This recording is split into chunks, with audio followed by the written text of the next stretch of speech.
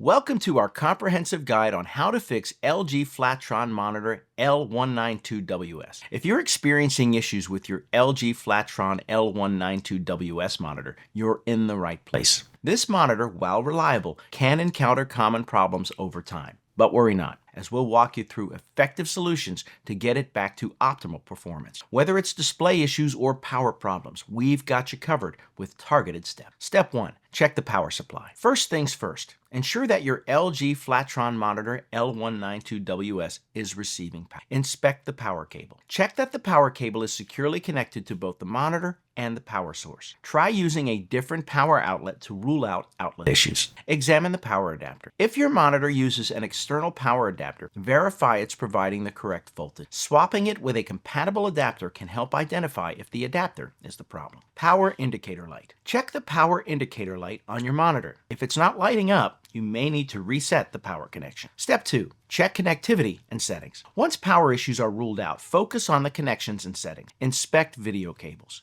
Ensure your video cables are securely connected. Disconnect and reconnect them to both your computer and monitor. Switch cables. If possible, try using a different video cable. This can help determine if the cable is faulty. Adjust monitor settings. Use the monitor's on-screen display to reset all settings to factory defaults. Sometimes incorrect settings can cause problems. Step 3. Screen issues. If you're experiencing display issues like flickering or no image, try these approaches. Check resolution settings. Go to your computer's display settings and ensure the resolution matches the native resolution of the LG Flatron L192WS.